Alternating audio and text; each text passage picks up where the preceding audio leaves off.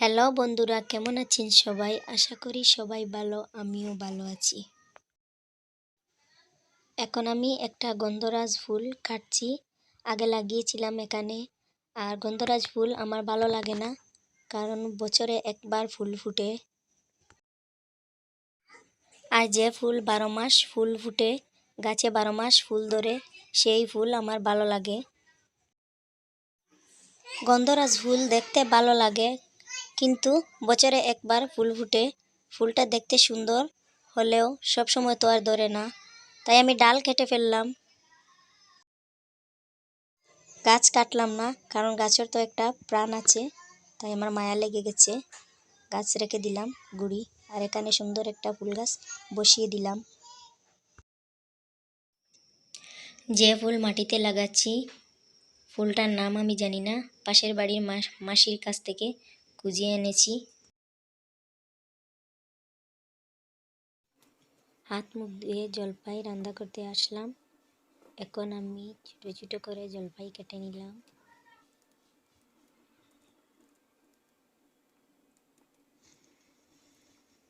জলপাই দিয়ে মুসুর ডাল রান্না করব। এখন আমি তেল দিয়ে রসুন ভাজা ভাজা করছি। পেঁয়াজ কিন্তু দিচ্ছি না, কারণ পেঁয়াজ দিলে হবে না। টক দিয়ে ডাল রান্না করছি, জলপাই কারণ টক, তার জন্য আমি পেঁয়াজ দিলাম না। এখন রসুন ভাজা ভাজা হয়ে গেছে, এখন দিয়ে দিচ্ছি আমি জলপাই আর লবণ দিয়ে ভালোভাবে নাড়াচাড়া করে ভাজা ভাজা করে নেব।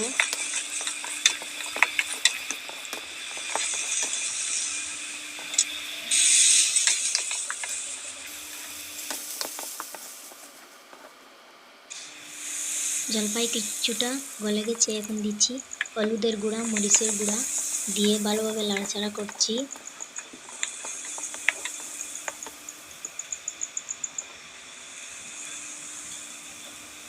এখন আগে সিদ্ধ করে রেখেছিলাম মসুর ডাল, এখন দিয়ে দিলাম।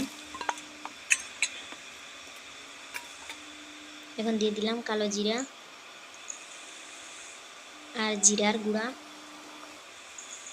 আর ধনে পাতা।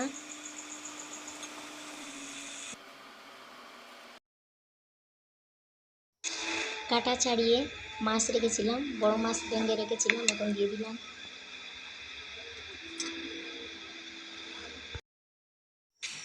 জলপাই দিয়ে ডাল রান্না করে খেয়ে দেখবেন। আমার তো এইরকম জলপাই দিয়ে খেতে খুব ভালো লাগে, টক ডাল।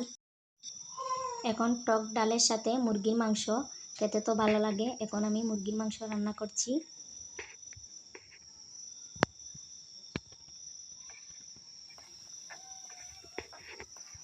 সব ধরনের মশলা দিয়ে নাড়াচাড়া করে একটু জল দিয়ে দেব।